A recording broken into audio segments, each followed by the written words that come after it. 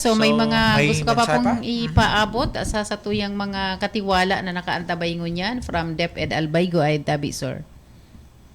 Opo, sa mga nagantabay-tabi, sa mga magurang, kasi sa mga supporters sa DepEd, nag-assure po kami na sigurarmi po na ang DepEd Albay ay nagpapabaya, lalo-lalo na sa mandato kaini na magpadagos at sin magtaoki di kalidad na edukasyon.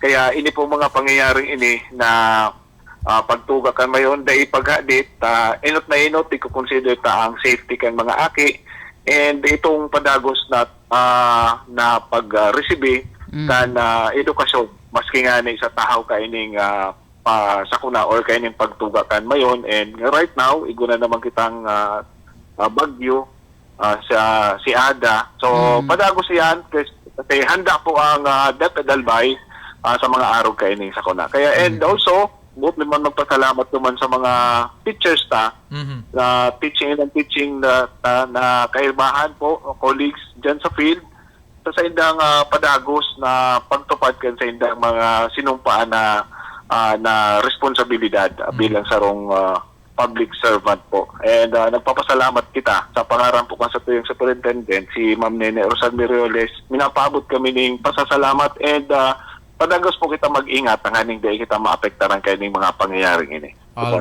So with that po, tabi Sono, Sir Froilan Tena, salamat sa imo. God bless and mabuhay po. Thank you sir. No problem po. Salamat tabi Mano and Susan. Thank you, sir. Mabuhay Thank po. you. Apa. So yan po mga katiwala, nakakaulay ito si Sir Froilan Tena ang DepEd Albay focal person, may kinaraman po sa satuyang pag-update man kana mga pangyayari, lalong-lalo na po concern kana mga estudyante asina sa mga eskwelahan. So, mga katiwala sa mga nakaantabay sa Muya, so nakahiling sa TV, dangan sa Facebook, yan po live footage, live po yan ako kang sitwasyon, kondisyon nga niya ni Volcan Mayon. So medyo may mga garo nagpapalid-palid na mga And abo. ayan, sa sitwasyon yun yan, medyo clear siya. Sana maging okay siya. Kasi expected by tomorrow, so pwedeng makaka-experience na po kita ng mga pag-uran. And at yan na hapon lang kasi ang Albay ngunyan is may thunderstorm and may kuyan. Kaya magkakamati po kita sa ibang parte. Na baga. Tapos iyan po, mailing mo niya na garo, na baga, na perfect naman so kunyan kan mayon, di ba? So baka lamang magtapos na kasi nabalik na so dating gayon niya. Mapanaso na baga. Diba? So, sana po maging okay na si Mayon. Napansin ka na, so tama na. Diba?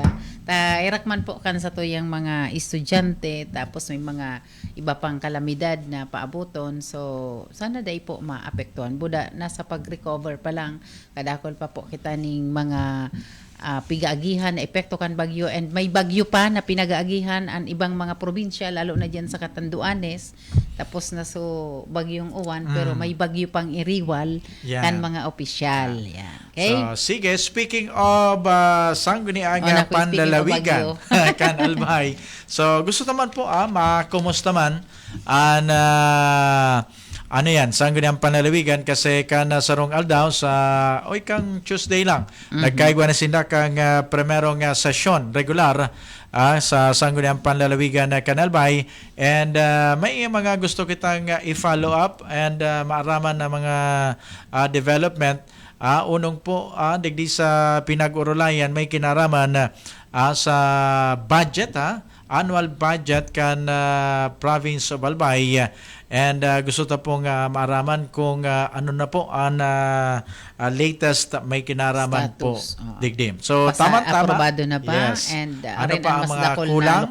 And kung nyata day pa. So nasa linya ko niyan makakasabay ta ang mismong chairman kan Committee on Budget and Appropriation si Attorney BM Melissa Abadesa Armedilla. Good morning, Miss Ganda. Good morning, Sir Jam. Good morning, Yes. Ma'am Susan. Good morning Sorry ngunyan po. pala kita nakapag-istoryahan. Iya po. So Yung magayon nga, na pasagatan ni Ning January. Yan. New Year. Yan. Opo. Sige po. Sige po. So, makamusta po kami? Kumusta ngunyan ang status kang annual budget kan probinsya nin Albay? Gura ano po? And ano an may pinakahalangkaw na alokasyon? Yes po, Ma'am Susan. With regards to that, kumusta?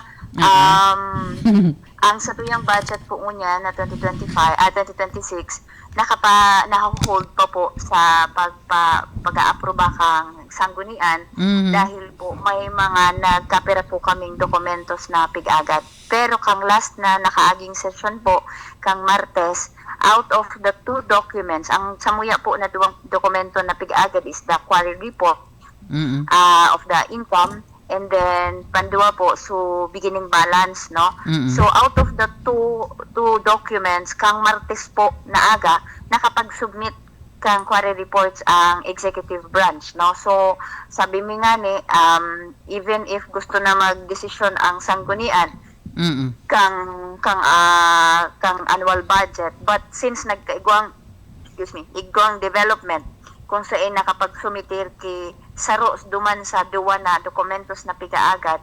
So it was the consensus of all of the board members na sige nga halat-halaton ta baka makapag-sumitir pa kang last na document para dain ng problema. So that's why last na session kang Martes naging desisyon kang sanggunian na i-hold mo na para po alat-alaton pa itong so sarong dokumentong piga-alat kang sanggunian. Apo. Gurano So, po BM, gurano po ka-importante ang duwang dokumentong ining dokumento na pigahagad nindo para po maglarga na an annual budget considering na nahihiling ta kung gurano po kaipuhan na budget urog na ngunya na panahon na igwa kita nin mga kalamidad na pinagaandaman ta BM.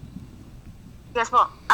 Ito po very important nga po. Ito pong quarry reports na ito as mandated by the ordinance to be submitted to be submitted monthly. Duman din po nahihiling kung pira ang income na naglalaog sa probinsya kang Albay. So it speaks of the revenue kang probinsya, and we are talking about the annual budget. Ibig sabihin, revenue din ang mga kumbaga revenue din ang mga concerns ka ito. And at the same time, the beginning balance duman din mahihiling ta kung pira na lang po sunata data from the 2025 going to 2026. Kasi ma-explicar ko pa lang sa Indo, Ma'am Susan, when sa budget preparation po, ang satuya pong budget nakatutok sa tulong resources lamang.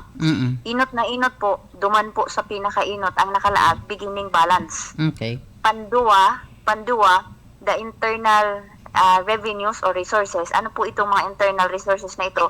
Iyon na po ito sa mga mga projected na pwedeng makolektang taxes, fees, permits, revenues, etc. Pandua, sa mga external resources, iyon na po ito sa mga NTA or the National Tax Allotment. And remember, ang internal revenues na mga taxes and fees and the NTA, paabot pa lang po ito.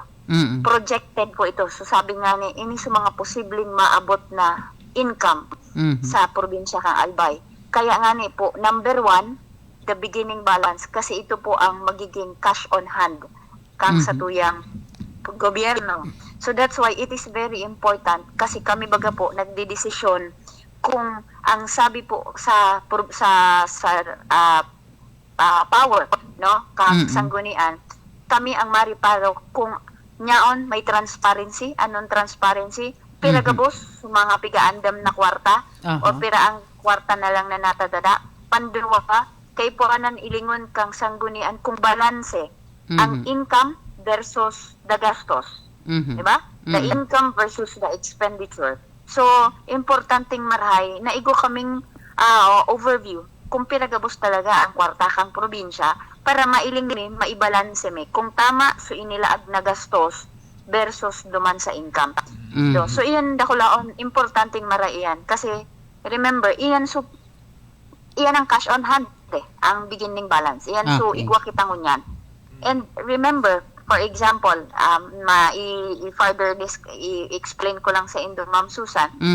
Sabi ko baga tahang Martes, maugmahon po actually ang sanggunian kasi it's already a development. Na out of the 2 requirements, nakapagsumitir kang quarry reports. Okay. Kang Martes. So, duman nahiling kung piraso naging income kang bilog na taon kang 2025. Opo. But base duman sa computation, actually it was Board Member Harold na nagkuro-compute kasi ako po nasa inutan na din ako nakaigong chance. So base sa rough computation ni Board Member Harold na aliun ta su share kang munisipyo, kang syudad, asin kang barangay, may rough estimate na 120 plus million na income ang probinsya sa 2025. Yes. However, if babalik ka is sinubmit na annual budget, ang tiglagay duman na projected is 150 million. So kumbaga, may diferensya sa actual na income versus sa projected na 2026 na income. So ano yan? So pwedeng kung dai ito matarget, pwedeng magkaigwaki kakulangan. Deficit. Dahil deficit. Dahil so ikinumpute nindang income na maabot is 150, nilaganan ninda ki expenditure ito na worth 150. So ngunyan nagkakaigwaki, pwedeng magkaigwaki deficit. Iyan po ang pigsasabi na obligasyon kang sanggunian, ilingon, transparency, na pira talaga sa kwarta. Kasi kung aram ta na kung aram ta na kasi supposedly ang preparation kang budget, Sir Ma'am Susan, it should be based on the actual income kang 2025. Iyo ang dapat na ikakalkula for 2026. Kasi dito man masabi kung magsobra duman, good. But ang problema kung they matarget, no? So kwartang pig project ninda. So magkakaigwaki kakulangan, and it is the responsibility of the sanggunian to make sure na transparent, meaning transparent, aram gabos kang sanggunian, pira ang natatada na lang na kwarta ali sa 2025, as in pira supig po project ninda na income na malaog from 2026. Tapos ikumpara mo iyan sa expenditure, sa gastos na inilaag ninda sa mga programa, etc., na dapat magtatali po iyan. So iyan po ang obligasyon kang sanggunian, and that is why the beginning balance is very important. Kasi kung aaputon mo ako ngunyan, Ma'am Susan, Sir Jam, kung pira ang tada sa 2025, wala po akong idea, warang idea ang sanggunian, dahil day mga kani po nakukuha, so piga request na beginning balance na hali sa 2025, pasiring sa 2026. Malinaw po na example nin sarong transparent na kuyan pagbabudget ining ipinaliwanag mo, so magayon na naipasabot mo po iyan. Pero